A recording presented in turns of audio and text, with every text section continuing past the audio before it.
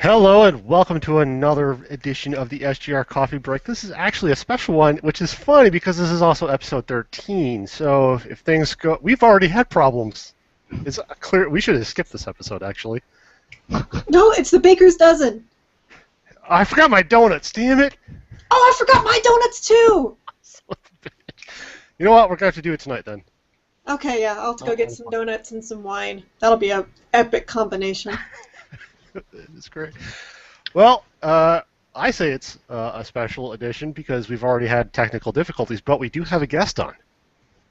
Yes, this is my wonderful, lovely boss from Action Trip, our editor-in-chief, Uroš Pavlovich. Wow, thanks guys. What an introduction. And I'm actually amazed, Carrie, that you managed to pronounce my name successfully. I did take Russian for 2 years in college, so I do kind of have a little bit of that down. It's a nice, version. And I guess thanks, Chris, for having me. I don't know what to say about the number 13, though. I don't know how that's gonna affect what we're about to do. I know it's just kind of, it goes in line with everything else that's been happening in my life. Basically a jinx. And we're starting off very upbeat. Yeah, yeah, no, seriously, thanks for having me. I'm looking forward to all the things we're about to discuss because I actually, everything like we planned is really interesting me. So, yeah, well, take it away. Well, this week's topic of the week is something that Chris and Uroš are really into because they're weird, and that is Bloodborne and masochistic games. I got nothing to say on this because I don't enjoy dying over and over and over and over and over again. Can I just see an update about like you having a really rough time with a particular game by Pillars of Eternity? Okay. You're still playing That was because I found out I was I was not having fun. I was getting frustrated and I was getting pissed off, and then I found out I was playing the game wrong. And now that I understand like what I was doing wrong, I'm having a much better time of it. It takes a bit of time, yeah, I think. It's been a long time since I played a game like that. The last CRPG I played was Baldur's Gate. You know how long ago that was, and we've all heard the story about how I snapped my 5th disc because it didn't work. So it's been that long. So I've forgotten that with those types of games, you can't just barrel through to try to get to it. So, but we'll get more into that in a minute. So, Uroš unfortunately has not played Bloodborne yet because Europe just got it yesterday, and apparently Serbia is a third world country, so they haven't gotten it. Yeah. He's trying to figure out ways to get it. Chris has, and can you you can switch on the PS4. I just found this out. You can do a region switch, create another PSN, like just do another account on your that's PSN. what he's Yep. in the process of. It's going to be a bit of a hassle, though, because every time, I mean, you basically just switch to a different account, to a different region, to a different address, and then you switch back when you download the games, and you switch back right to your own account, and then you play. So. Yeah, but it turns out to be the only solution. Yep. Oh. Well, because Serbia doesn't get the love. That sucks. Yeah, it does suck. But I will say, Chris, he downloaded the game that morning, and these are the IMs that I got from him when he started playing. After he said, "Oh, the game's finished. Peace out, bitches," he then said, "He's like, well, fuck. I died in the first 5 minutes," and then. And then 2 hours later, it was, I just lost 2,000 shards. Like, is that supposed to mean something to me? He's like, shut up! He disappeared the rest of the day. Oh, awesome. And I never recovered those fucking echoes either. God, I was too... but you're so early in the game, $2,000 is a lot. I was just gonna ask, I mean, at this stage, like, how can you determine how far you're even into the game? Usually you do it just by bosses. Kind of like what we did with... the Souls games, like I beat this boss, so I know I'm about this far in, and then as you unlock areas, it's kind of how you determine how far you are. Right. So, Yeah, there's no real progression. I mean, it's from software, so I mean, you don't have a Mhm. nice little uh, linear kind of storyline. You just go around exploring. I love the setting of Bloodborne, though. It's pretty awesome. So it's a lot of fun exploring it, actually. What's the atmosphere like? It's like a old school London. It almost feels like London has been taken over by a plague because as you're walking around, the environmental sounds on this game are amazing because you're walking along and you'll have some of the monsters dragging like a giant axe or a sword behind them, and you can just hear it just dragging across the ground. You got people coughing and sneezing all over the place. You knock on various doors, and people are telling you to get the hell out of there, away from them. They don't want to be there. There's all kinds of. I mean, there's bell towers going off every once in a while. Hmm. Yeah, that actually sounds pretty cool. It's a very if, like the weapons are very steampunkish as far as the guns and that kind of thing go. Hmm. Walking around in a nice big trench coat, top hat, which is pretty awesome. So this is like a better PS4 exclusive with Victorian steampunk? Is that what you're trying to say? Yeah, probably, kind of. It's There's stuff where there's the def- Order 1886 kind of failed? well, I mean, there's definitely a lot more to do in this game than there was in the Order. Just say yes, Chris. Well, Fair Chris is choice. actually borrowing my copy of the Order Oh, because man. Mhm. I platinumed in it, so I don't need to play it again. So when he came and visited me, I just loaned him my copy. Yeah, okay.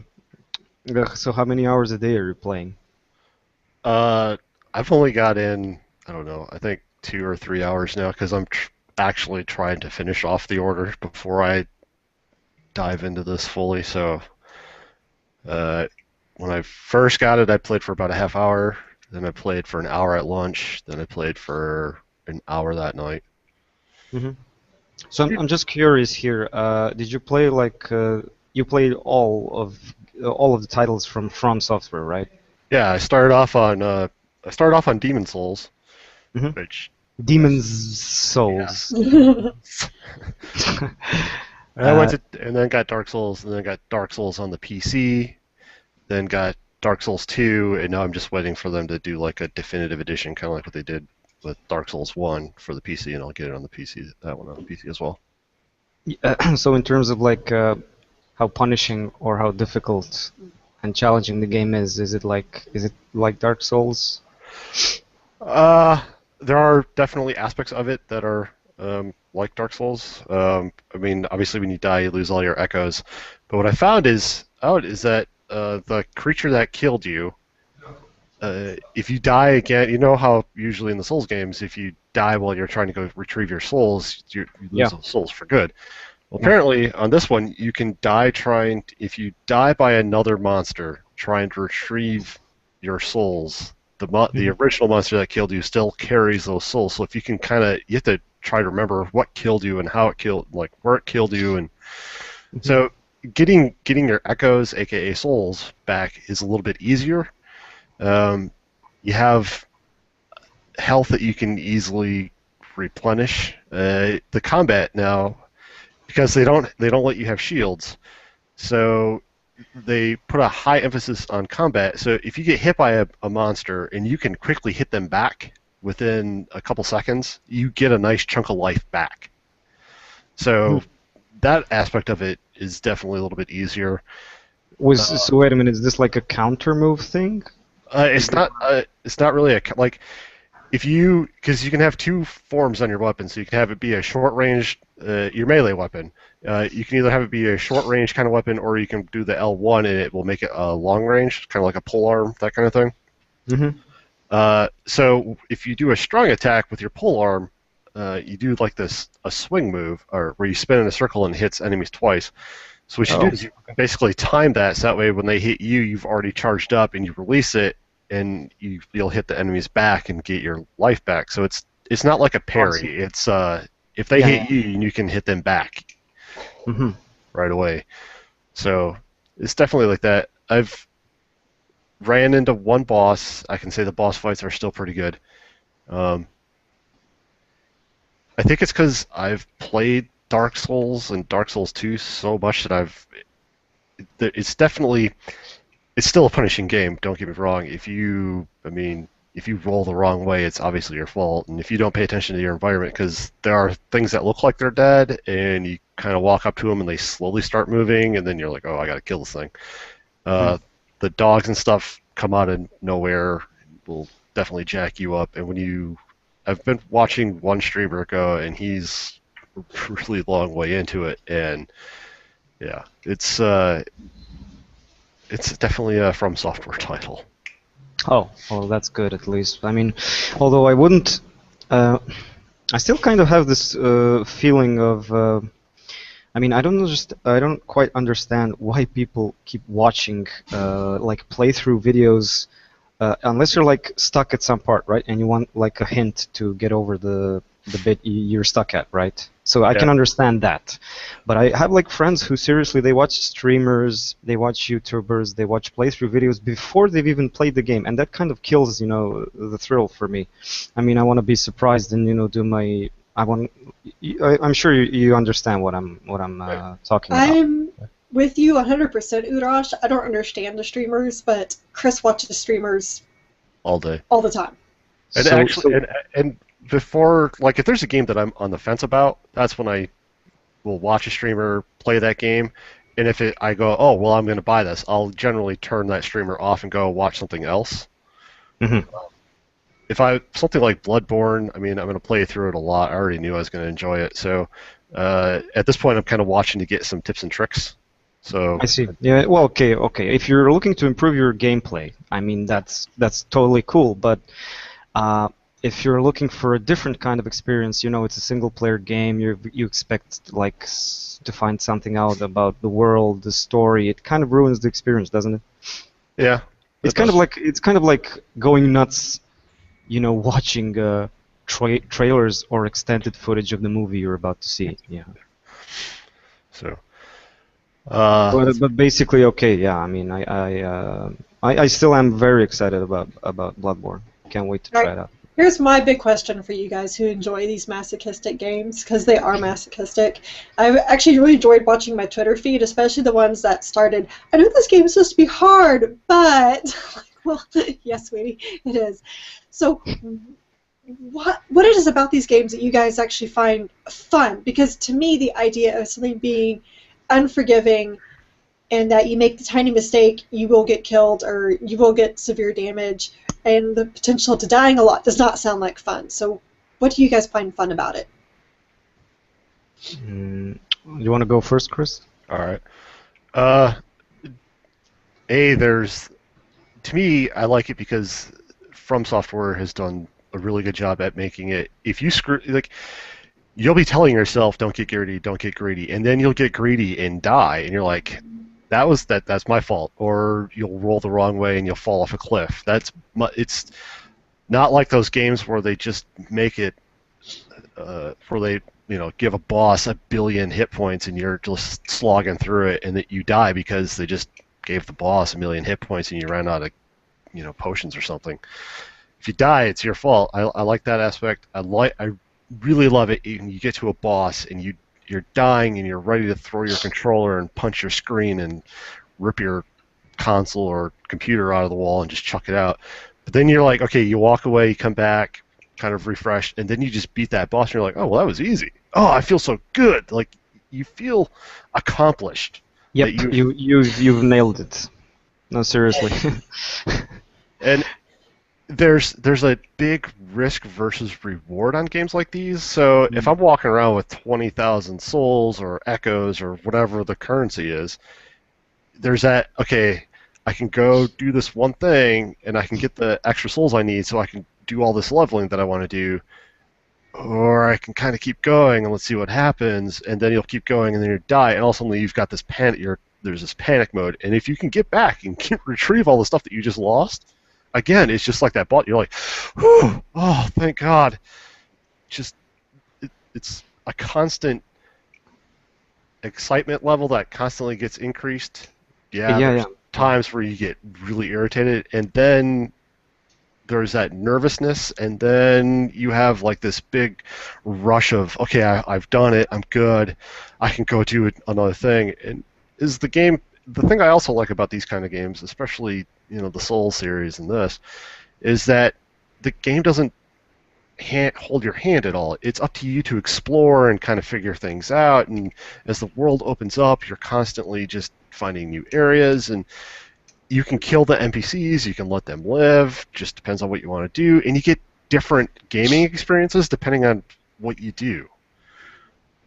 I mean, obviously, if you're playing through it on NG plus 7, you've already experienced everything there is, and you're just doing it to make it even harder on yourself, but it's nice in a world where most games now are holding your hand and guiding you along, that there are still people that are like, nope, here's the game, go for it, figure it out.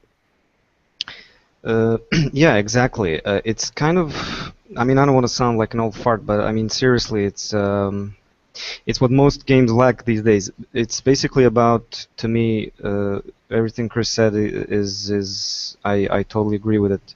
So it kind of boils down to just perfecting your own style of play.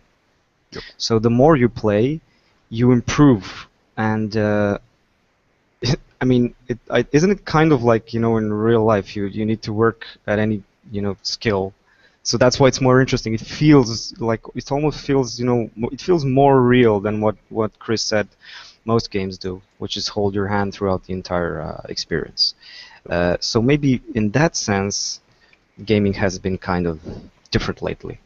And that's why games like Bloodborne or Dark Souls, or I don't know, Ori, which is like more challenging than your average platformer, right? That's Yep. why those games get a higher rating, both from the public and from critics. And it carries over even into the indie space too, because if you look at, like you said, Ori had The Binding of Isaac, you had Super Meat Boy, I Want to Be the Boshi. I mean, all these games are punishingly hard until eventually you've improved yourself enough. Like watching people play The Binding of Isaac, and that's a game like I enjoy it, but I can't even make it through to like the 4th level before I'm dead. And I'm watching guys just plow through it, and they make it look so easy, and you're just like, but you look at, they've been playing it for hundreds of hours, and they've mastered it, and they know all the intricacies of the games, and it's Yeah, that's totally true. I mean, as for games like Super Meat Boy, though, I have to confess, I gave up.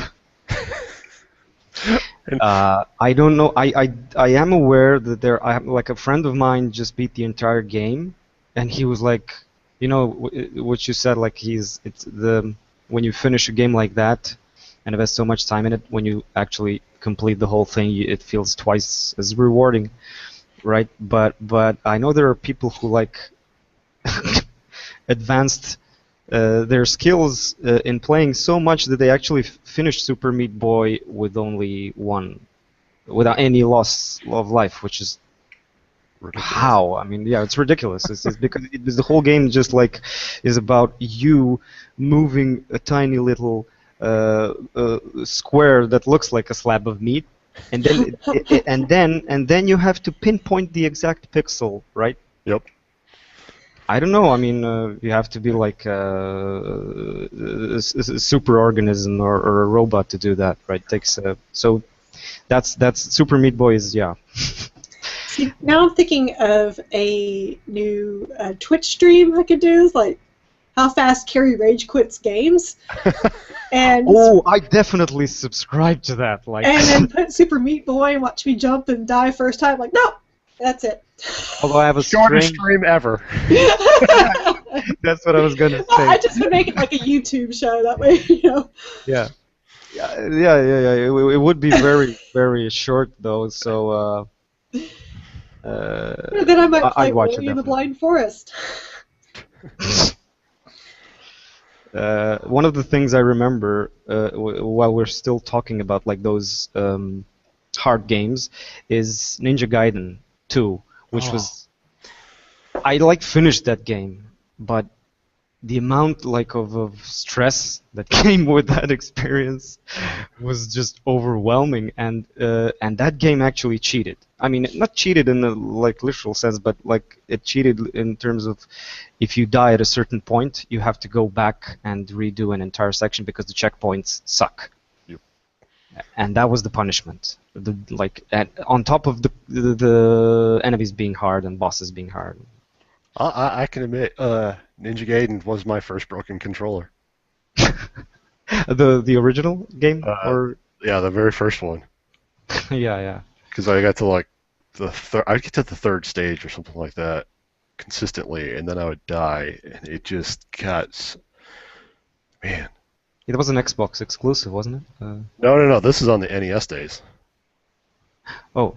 Back on the good old 8-bit Nintendo. You actually broke an NES controller? You must have well, really been mean. When you basically grab it by the cord, you yank it out of your NES, you're careful not to break the NES.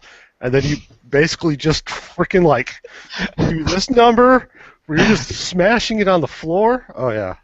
That controller stood no chance. And then I had to pick up all the parts and then go hide it. So that way my stepdad didn't realize that I had just broken a controller because I was like, oh shit, how am I going to get a new one? I just told him that a friend had come over and he borrowed it and lost it. And that's how I got a new controller. I actually love how in your story you had you had the amount of restraint. Not to just yeah. I'm not gonna touch the the console itself, but I can break this. Oh yeah. So, how old were you then? Oh, I was 9, 10, something like that. Awesome. I didn't actually play that one. I played the first one on the Xbox. Oh yeah, there's been a lot of good punishing games. The Ninja Gaiden series has always been a pretty good punishing ones too. The Xbox, it's now on the Vita with the Sigma series. Yeah, it was a great series until number 3 arrived. Yeah. I had no interest in playing that game for longer than a few hours. Yeah. So that was sad anyway. Carrie, why don't you like these fun games? Yeah. Because I don't have patience for this shit.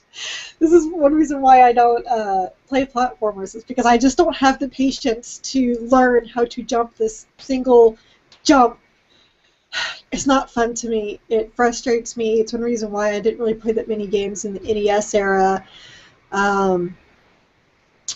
So, I mean, hell, I was getting pissed off in Pillars of Eternity when I was fighting this one boss for an hour, and now looking back on it, I was like, I made that so much harder on myself, and I'll explain that later. But just stuff like that to me is just, it's just not fun. And because I game, I like to relax and just kind of I'm a story gamer and enjoy a story. So, you know, I'm not out there to make things the hardest on me ever. I rarely play a game on hard. I think I can count on one hand the amount of times that I have done it, and it was always co-op with other people, because at least then it was fun when we all died in stupid areas. But you know, by myself, it's I don't know. It has just never been my thing, and I do rage quit very easily. Is why I never finished the first Darksiders. So, And what I'm hearing is that you're the weird one here, not us. This is exactly what I'm hearing. I mean, we're talking I totally admit I'm a big baby. I admit it. No, we said weird, not a big baby. Big babies are kind of cute and nice, you know. Just a weird person.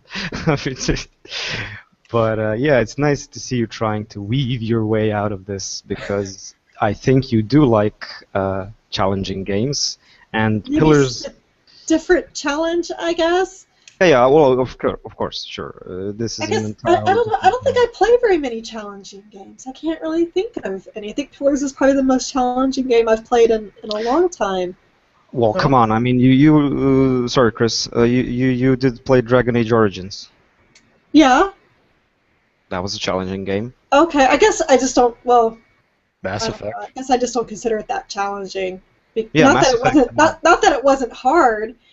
it just I don't know. It didn't seem to bring on all. It didn't. It doesn't. It's not a game I would consider like overly frustrating or that would bring on the rage quitting like Demon Souls or Dark Souls or what was that game I played at E3 that immediately texted you, Chris?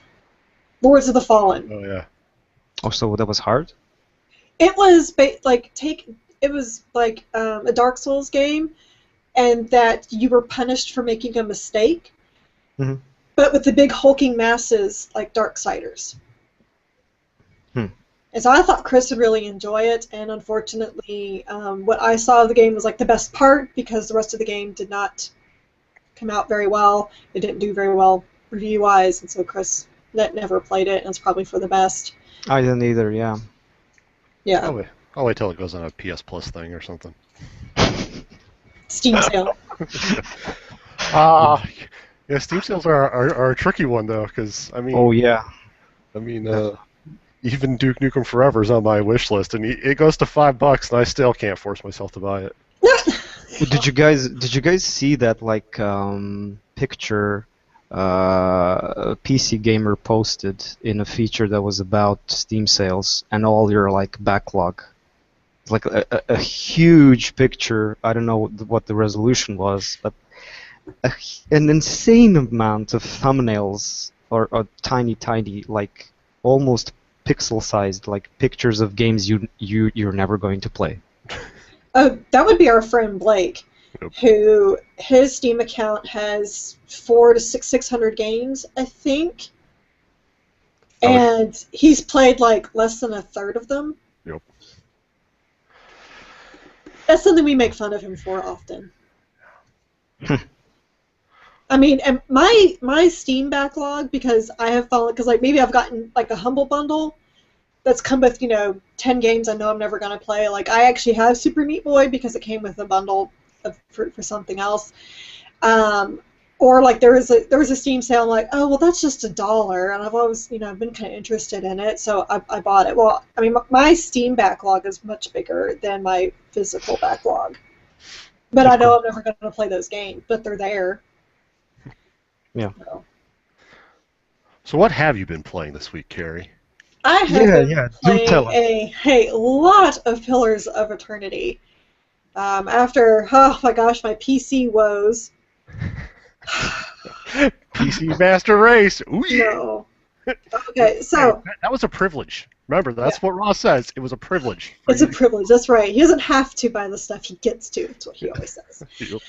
So after, finally, my deal with Homeworld, I wasn't able to play that because my PC didn't have a graphics card that could run the OpenGL version that it needed. Chris helped me find a new graphics card. We bought it. Wait till Sean was out of town. He came back in. He installed it. It worked for all of an hour. Played some Pillars, and then suddenly my motherboard was like, nope, we don't recognize this. So everything crashed. So Sean sat and operated on my computer for about 5-6 hours. And he came downstairs and was like, babe, we got to call it. It's not happening. So I'm like, do I need to go buy a new motherboard? So we're looking up. He goes, you can get a brand new PC that'll run what you need for $300 at Best Buy. It's like a new motherboard will cost about $5. And I was like, okay. So you guys definitely had that moment of time of death, right? Yes. Yeah. So went to Best Buy, and I got the PC, and I saw that it has HDMI ports on it. I was like, well, then I might as well get a new monitor too. So I went and got a new HDMI monitor because I gotta have dual screens. And so yeah, I figured, well, I'm already going in a little bit of debt. What's a little bit more? So you just so given to the old temptation. Oh, I'm a gadget junkie, like hands down. So anyway, we set it up, and we let it run all night with all the updates it had to do for Windows 8 and the drivers and blah blah blah blah blah blah. So it runs Pillars of Eternity just fine.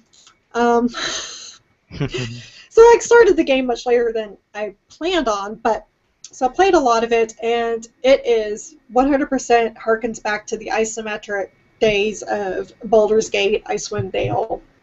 all of that stuff. Where, you know, the pause button is your only friend. The tutorials are kind of there, but not really. So I'm learning on the fly, like, you know, like I was telling Urash earlier this week, that I knew my wizard had these spells. I knew there had to be an easy access to get them. I was like, how do I do this? I'm just like mashing all these buttons, and finally it pops up like, oh, press this. Like, oh, okay. But you know, these are things that I think PC gamers already know inherently. Like they would already know that, you know, clicking on like the numbers would bring up the quick menu and stuff like that. Sorry, can I just interrupt you? I actually found just the opposite. I mean, there are always like hardcore PC gamers who know about like those, you know, just the hotkeys and stuff and what you need to do. But I think that the real picture is that the forums are always filled with questions. How do I cast a spell? Right. Or, you know, how do I move my character? You know, so you'll always find people with such, you know, problem. Not everyone's a noob, and I think that the industry and kind of gaming has evolved a bit in that sense. Yeah.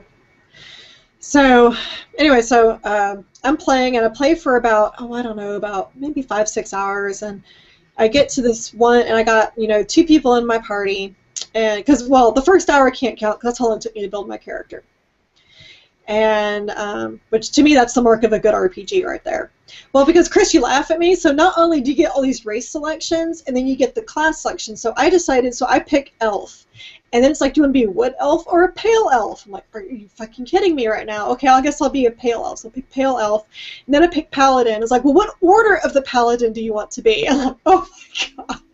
Well, there's a reason why this game is 18 gigs for something that. Yeah, so I'm going, you know, through the order of the paladin, and it's like, you know, what attacks do you want to be able to start with in your inventory, and, you know, get all that stuff set up, and then it's like, oh, then hair color, name, clothes. I'm like, oh, this is taking me freaking forever. So anyway, so I get to this one area, and I'm having the hardest time of my life defeating this one boss, and this is super early. It's like, I don't understand why I'm having such a hard time. Like, I'm doing what I think I can. You know, I know I'm not good at the, you know, pausing, getting the spells, organizing the party. I'm still learning with that. Well, it took me over an hour, and finally I beat him. I'd tell you what, that was satisfying, damn it. I was like, oh my god. Okay. But then, like, the next day I'm playing, I'm having an even worse time. Everything's just so hard. I'm so frustrated, and the only way you can heal yourself is by resting. So I was like, so you can't take potions to heal. And so I'm just getting overly frustrated, and I happened to read this one article that Kotaku wrote up where they were talking about how they're enjoying it, and I'm reading it, and they're like, well, by exploring, like, you know, before I even got to the first boss, I had 6 party members. I'm like, that would be so much easier. And so then I finally pull up my review guide that Paradox sent me, and it had in there, you do not level up, you do not gain experience by combat. It is all by exploration. I'm like, well, motherfucker, I was making this hard on myself. So now that I've totally taken a step back and I'm doing nothing but, you know, exploring and completing quests, which you sometimes do some combat on quests, but, you know, not a lot. And, you know, just by taking my time and talking to everybody, suddenly my party has leveled up, and we get into an encounter because there are now 6 of us because I found everybody they were talking about. Because when you explore every nook and cranny, you find these people. And, you know, it's just flowing a little better. I mean, sure, there's some combat areas that you have to be, you know, even with 6 people, you're not leveled up high enough to defeat or whatever. I just don't have it down, the exact combination of attacks that we all need to do. And actually, the more people you get, the more chaotic I find it with the spacebar going, you do this, you do that, you go over here. Okay, you stupid wizard, why do you keep in the middle of the battle? Go over here. That's why I have you in the back of the formation. But I'm enjoying it so much more, and it's amazing to me, like, how much time flies. Like, last night, I swore I played for 1 hour. 4 hours had gone by, and I needed to go to bed. But I hadn't, and I have not progressed the story since that first boss fight, and I've played an extra 13 hours since then. Lord. Yeah. Lord. This game unlocks in 27 minutes for me. I love the fact that while you talk about this, you just keep highlighting your moments of frustration, right? But Yeah. you simply cannot hide your smile. Like, I did have fun at the end. Yes. And that's what it's all about. I mean, I think that genuinely it means they made a good game. Oh, by the way, how is it on the like technical side of things? I mean, is it Technical polished? side, it's got some hiccups. Like graphically, it's not that great because even when you do zoom down the isometric view, it's still like, okay, everyone, I still don't want to look at that, so I still do a really far up, top down because it's, it just kind of reminds me of the old Baldur's Gate. Just it's not Hmm. that beautiful. But the weirdest thing is sometimes one of my characters will just spaz out. Like we'll be standing still, and you'll just see him just like running back and forth in place. Like, okay. Like he's your alter ego. Huh? He's your alter ego, right? Oh, he's just, yeah. And it's a different character every single time, and Hmm. so like those are like some of the. Oh, and for some reason the left clicks don't always enter, which is really fun when that happens in battle when you think that you've got a spell down and then you press spacebar to unpause and no, you sure don't, and then you're all dead. So like technically it's not perfect, Hmm. but now that I know to watch for that, I haven't had as many problems in combat.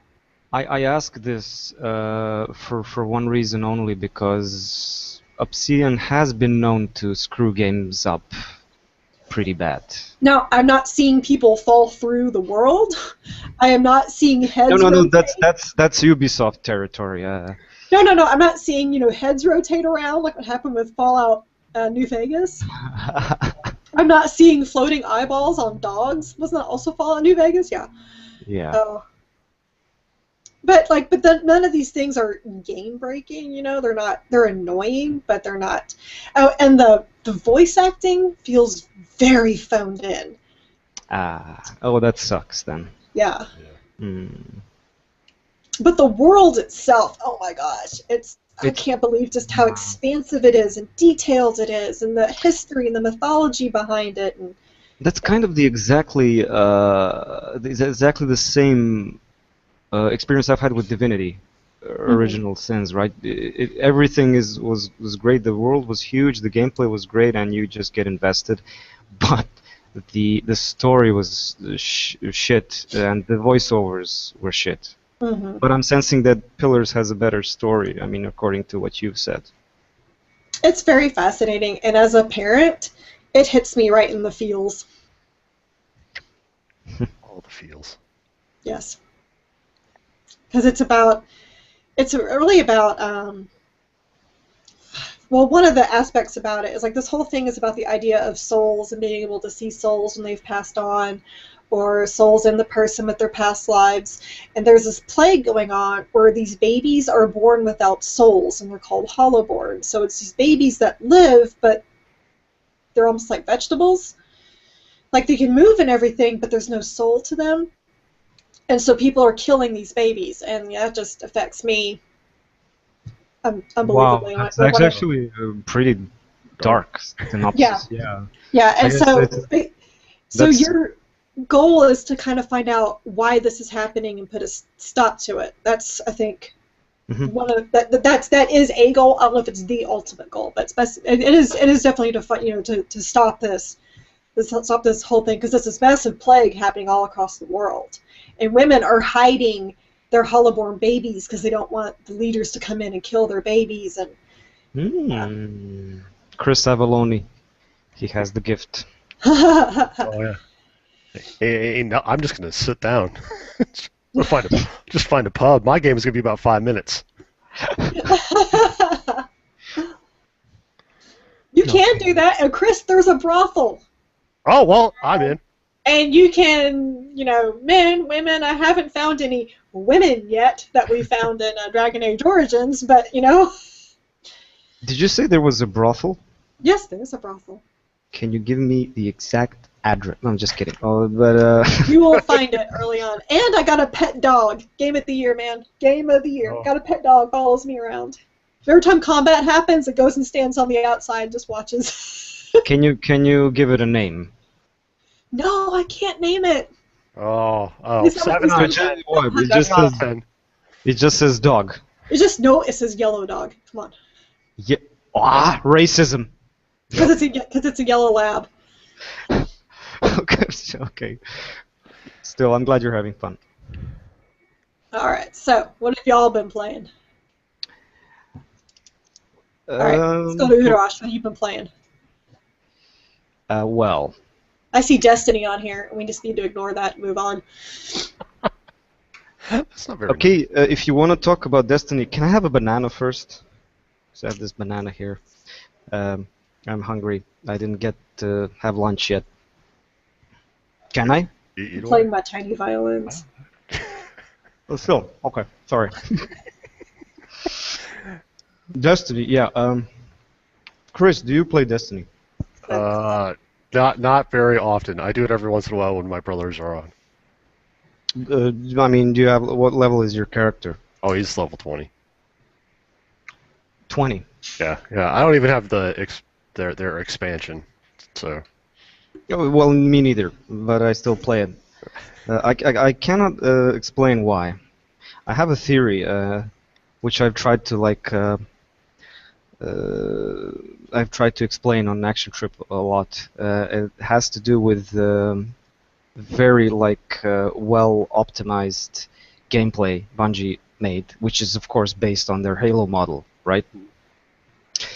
And I haven't been playing Halo ever, the multiplayer of it. I haven't. I've just played the single player, and I really liked Halo. I think Carrie is on board with this one because she's a fan.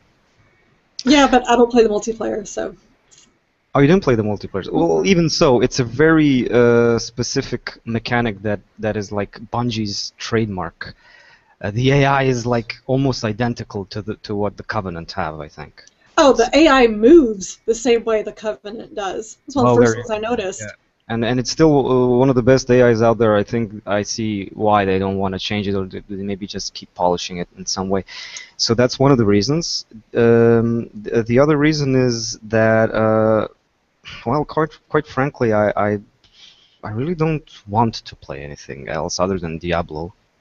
I'm not going to get into the whole thing about lack of story or content in Destiny. I mean, I think you got it right with the Diablo comparison, because really you're looking for loot that makes you stronger. So there's that constant RNG thing that you're not fighting AI, you're fighting the RNG of the game. right. Yeah. You do a raid, you're hoping that you get, a Yaller horn or, some epic piece of gear, and when it doesn't happen, you're like, well, son of a bitch, gotta do it again. Mm-hmm. You guys have problems. But actually, Destiny has very it has challenging bosses. The problem is it's just too damn repetitive. Yeah. Because Diablo's not. Well, yeah, that's hence again the comparison between the two. You see, your dog even agrees. Birds and the bees know it. Wow. So yeah, I think I at this stage I look on Destiny as a guilty pleasure. Yeah, Nothing wrong with that. I mean, I don't know what else to say about it. There you go. I'm clearly alone in this. That's okay. I'll have you meet Blake, and he can go on and on. Oh, it's the best game ever. Yeah. Oh, really? He thinks that? Oh yes. Yeah. Oh yeah. I don't think that. I said it was a guilty pleasure.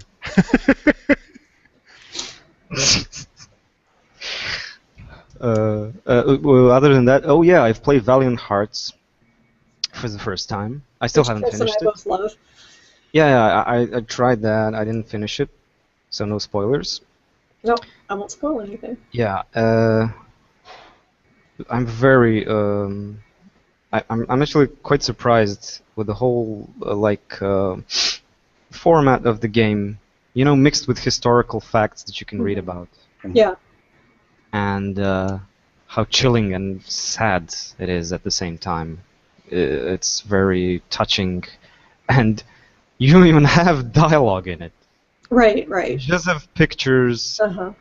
and compositions and scenes that evoke certain emotions, which is I don't think I've seen that a lot in games today. There's this one scene like later in the game where there's like one of the mustard gas attacks, Yep, I've played that. and you're in this house and you hear a baby crying. And the whole time I'm like, oh dear God, do not fucking kill the baby, do not fucking kill the baby, I will quit this game. but you have that feeling of urgency of, it paints the whole horrors of and the emotions of war, I think, better than not any other, but most other war games. And I remember after, when I was playing it, I told Sean, I was like, there's never been a World War I game before. He goes, because they're fucking depressing.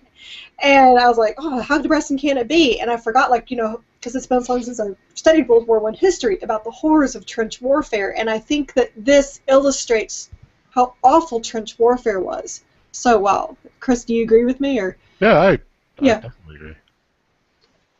It's still one of the best games I've played. Yeah. Mm-hmm. Yep. Mm-hmm.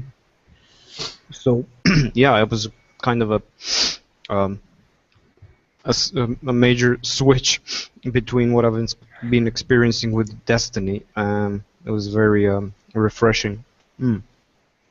But what else? I've tried that thing. What's it called? The PS4 exclusive, the indie spy game, like.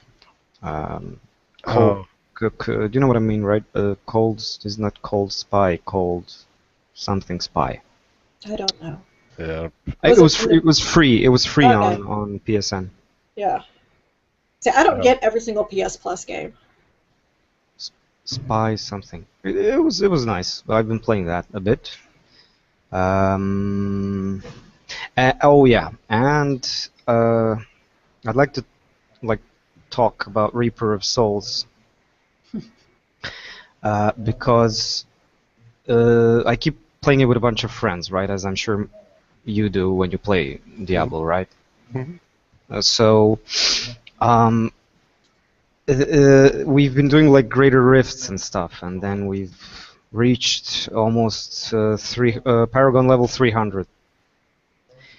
And in the end, I just realized it was all about socializing for us. We we just talk and go through the motions. Nothing. You were clicking, nothing's happening. It's the same loot, nothing changes. So then we dropped the stupid rift thing for once, and then we went on seasonal mode, hardcore mode. Mm-hmm. So because we were squeamish, we went with hard difficulty, which is basically piss easy. And then we started to notice that we actually are having fun again, because it increases the tension, right? You can lose your character forever. Yep. And we all switched classes. So I wasn't playing with the Crusader anymore. I tried the Demon Hunter. All these other people they switched to different classes as well, and it's so Diablo is fun again. Yay! Yeah, so that's what I have to say on that front. So what about you, Chris? Are you still playing? I was playing a seasonal character, and got really disenchanted with it when that seasonal character went all of 2 months, and they were like, "Hey, we're done doing seasonals. We're gonna start season 3." So I got a couple friends. That's all I would do. I'd jump on when my friends are playing, and we would do riffs. And when you're doing a seasonal character, it's just kind of a race to get to Paragon 400. And if you're trying to climb ladders, obviously climb the ladders. But yeah, it was. I had played it and then saw that they were ending the season, and then I was like, well, I guess I'll play something else. Are you talking about they're ending season 2? Yeah. But they said that didn't they like issue a statement or a press release or something that your characters will be they will Right. be preserved, right?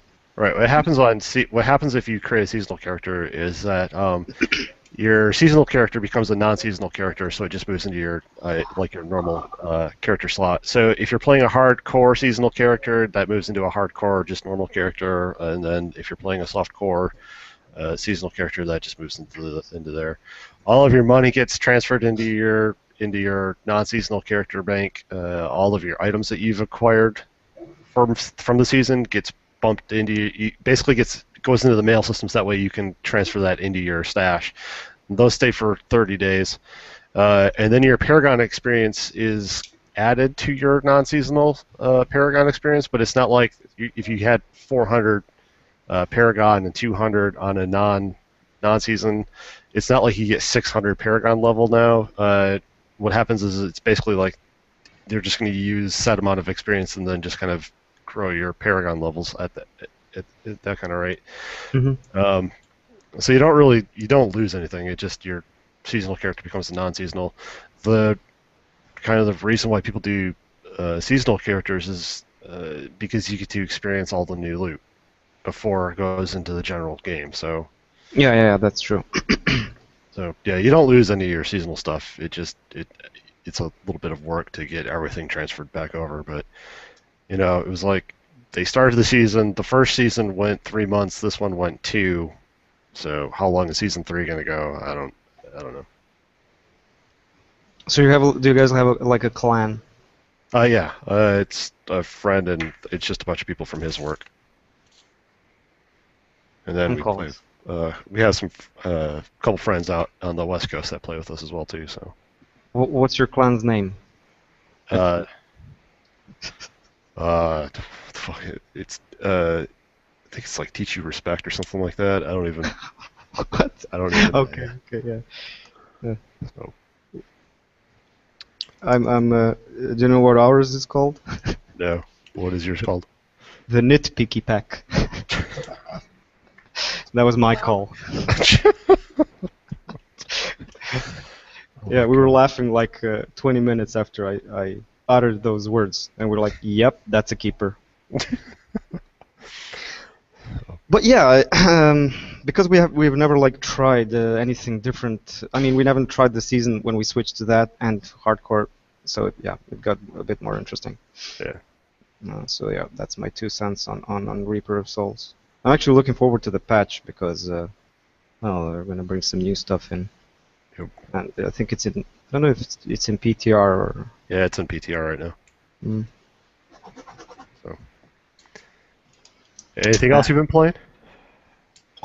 Well, I did play Ori when I reviewed it, so that was nice. I don't know. I would still recommend that game. Like, I just recommended it to a colleague here at the office he's just like basically he's a designer. He doesn't he doesn't know about games a lot, and he's like, "Well, can you recommend something?" I'm like, "Yeah, you're a designer. You're an animator and stuff. You should really see this game. I mean, it's like an achievement in that sense, if nothing else." And it was like totally surprised when he said that he would enjoyed the challenging aspect of it. Oh. So yeah, Ori I think is like it was a surprisingly good experience. Nice. And I didn't have enough time to go into Homeworld. I played the first one, not all the way through, and I wanted to play the sequel, which is in the whole collection thing. What's the remastered collection? Blah blah blah. And that was also kind of nice because it's I don't know if there are any real-time strategies, especially those that have like space fleets and all that. It's a good game, definitely. And that's basically it. All right. Yeah, I showed Chris your video of you playing Ori. the eye roll. Oh yeah. You know what? I actually wanted to make some sort of like video where I show a bit of footage and then me playing it or something, and then I realized that, you know what? People people should just see me being frustrated as I play this, and it shouldn't last longer than 30 seconds. So basically, yeah, that's what I did. That's awesome. Yeah, and I think it worked. Yeah, I'm really hoping that we could like build up our YouTube channel. I've actually been getting contacts from other YouTubers who do playthroughs. I'm happy to see that it's growing a bit. All right. And what have you been playing other than Bloodborne? Let's see. Still doing all the mining in Elite Dangerous. Just touched on the D3. I am working through the order. I think I'm on chapter 10 now. I kind of gave up because some chapters seem really long, and other chapters were like, "Hey, you're going to walk from this door to this door, and that's the chapter. Congratulations." Well, wait till you get to about chapter 12.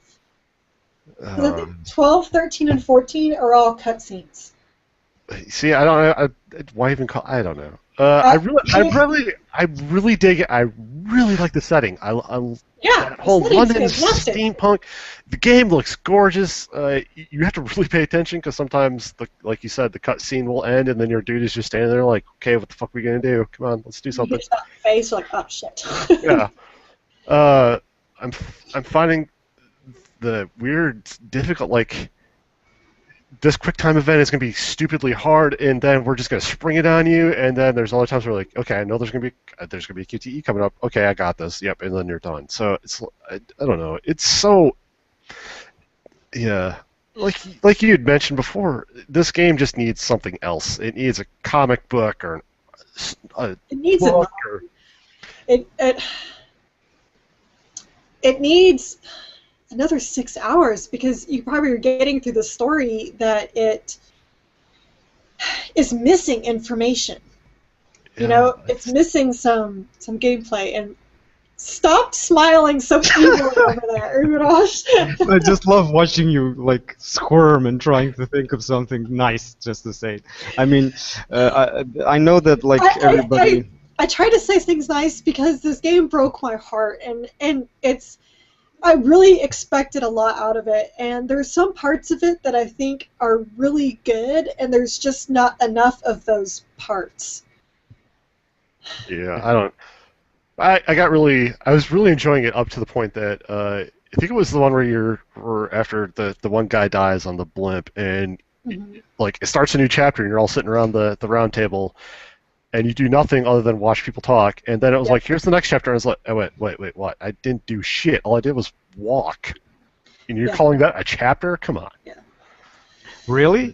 Yeah. So according to this game's standards, that qualifies as a chapter. Well, that's...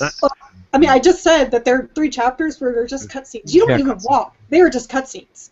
I love the bit in the Honest Game trailer where they say like, and the game is about looking at stuff, and then I was like, looking at things, rotating things, looking at the back of things, looking at things again. And so, it is, I mean, those guys just like go straight to the heart of the matter.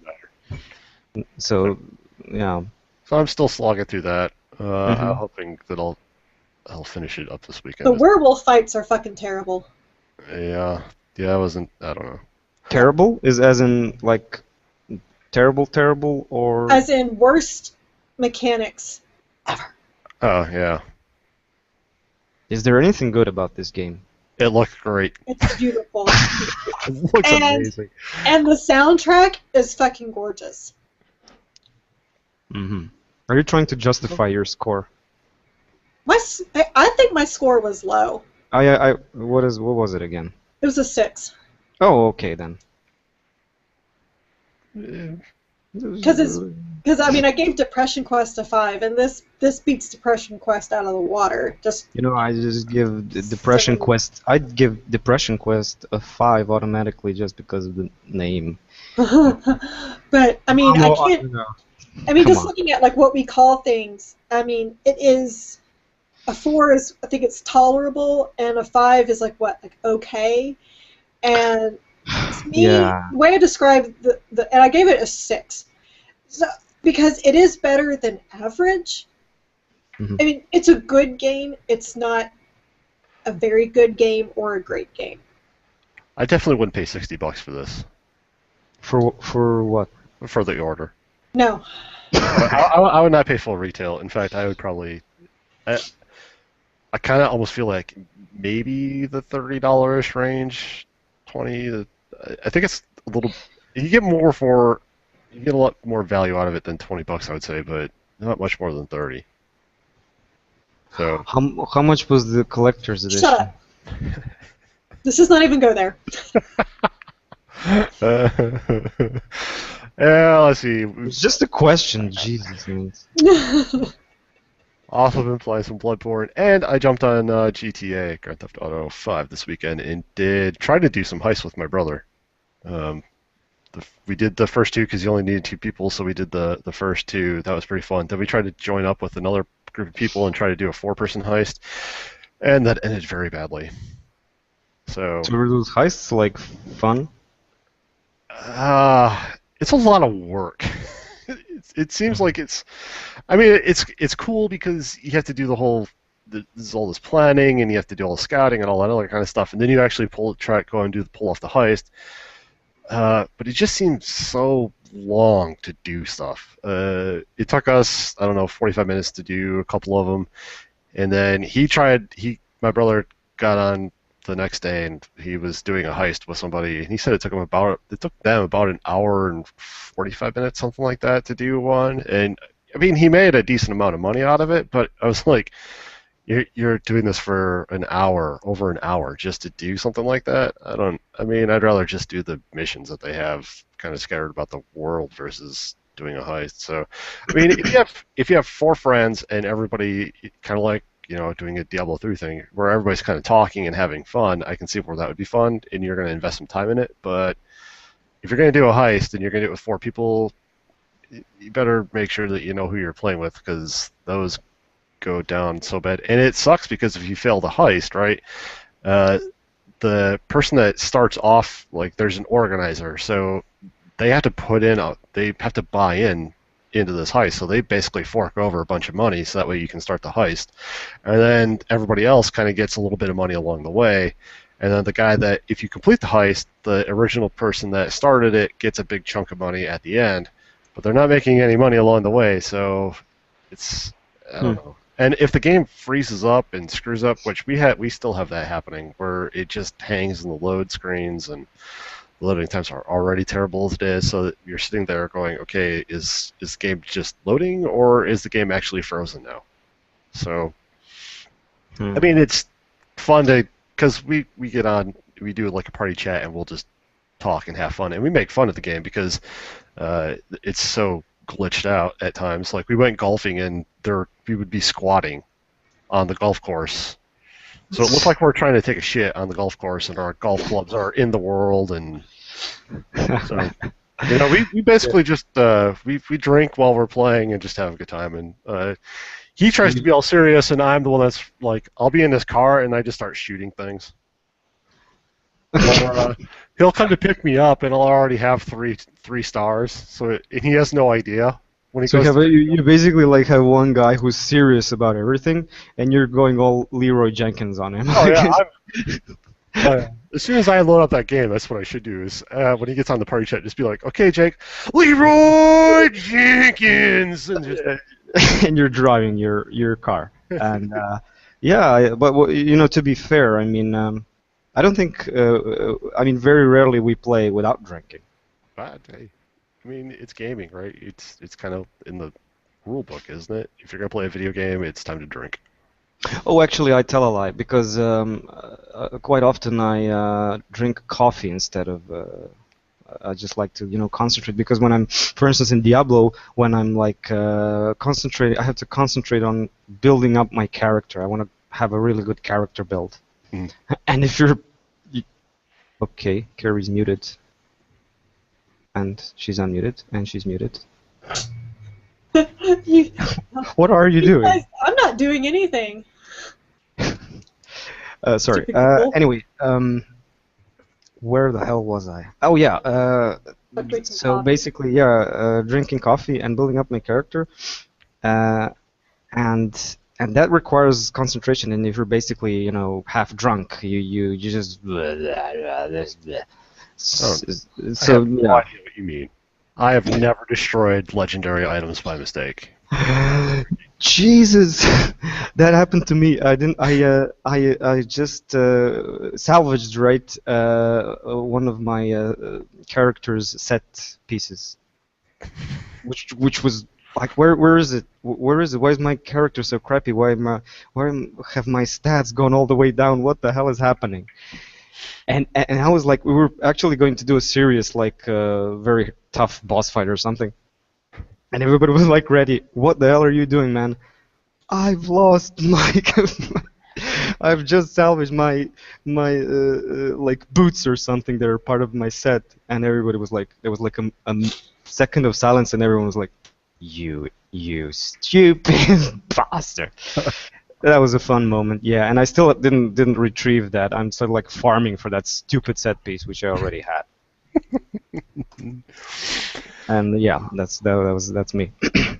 Oh, good So stuff. those heists can, what you said about it, like, it reminded me of Evolve, in the sense that you really have to take care who you choose for people to play with, right? Yeah, yeah. I mean, definitely, if you're going to do the heist, definitely get 4 friends together because it will definitely make things a lot easier. And if you're all chatting, it will be a lot more fun than just, like you said, with Evolve. If you get dumped into a 4-person group and nobody's talking, and you got that one idiot that likes to shoot pedestrians while you're on your mission, and call the cops, you kind of want to get rid of them. So it's a lot. You can definitely tell that this is geared for having actual 4 friends play versus the other missions where you can kind of just drop in and out of other people's games and just call it a day. So, Right. and be prepared to dedicate a nice chunk of time to actually starting, executing, and completing the heist. So that's what Yeah. That's what I got. Yeah. So Carrie, take us out of here. I think it's out here. Okay, I was actually writing a news article. I think that's why it was going back and forth on mute every time I typed. Oh, that's the whole, yeah. Yeah, so, see Sure. how dedicated I am to my job, Udrash? I am writing news while we are podcasting. Mainly because you guys are boring me, because with your Diablo talk. Oh, well, excuse. Okay, well, this has been the Baker's Dozen edition of the SGR Coffee Break. I am really upset I forgot the donuts. I am too. And we made a point to be I like, know. Although it's probably good because now I've missed yoga class because yoga started 6 minutes ago, so I couldn't work off the donuts, so it's probably a good thing. Okay, So, we can actually prolong this then. no, because I know you want to go home because it's 6 hours ahead of time in Rushland. All right, so this has been another wonderful episode of the SGR Coffee Break with our special guest, Editor-in-Chief of Action Trip, Uroš Pavlovich. We thank him so much for staying at work late and hanging out and talking with us. And I'd been wanting him to meet Chris for a while because I knew that they would have a lot in common with their Diablo 3 and Bloodborne. because we like good games. I mean, that's I what like I've good gathered games, from this. too. Is that we both like good games, apparently. Hey, Uroš Yep. told me I'm officially a credible gamer this week because I said I like Pillars of Eternity. So there. Yeah, but in a sense, you're basically just taking your first steps. Oh, Jesus, I can't make anybody happy. Anyway, so you can leave a comment on this post if you have any topics you'd like us to talk about. You can email us at strategyguidereviews@gmail.com with any questions. You can check out our other podcast, which is the Evil Cast at Games Are Evil. And the very last episode is going to be recorded tonight. It is over. We are done. We are moving on. Will Blake cry? He will. Probably. Will Chris be drunk? Yes. Yes. Will Ross drink some sorority girl drink? Yes. Probably. I think we should. I've already heard guava juice and blueberry vodka being thrown out there today, so yeah. All right, you can follow each of us on Twitter. At Starvin is Chris, and I am at Crunchy Chocobo. The SGR's Twitter is at Strategy Reviews. Urash is at Urevader, Urevader, and then you can also follow Action Trip at Action_Trip. And of course, we ask that you keep on reading SGR and of course Action Trip. They're having news problems lately in Action Trip, but that's not our fault. There's just not a goddamn thing happening. Well, actually, I can't say that. 2 racing games were announced today, and now I'm writing up those are that's the biggest news in the last month. And I'm writing up a news article about how Liu Kang has been confirmed for Mortal Kombat 10. Yeah, because I think we all knew that Liu Kang was going to be in. But now it's officially confirmed. He's in a trailer. Officially announced and confirmed. Yes. Totally official. We're going official. The news is, okay? I do what I can, man. All right. All right. So see y'all next time. All right. Okay. Later.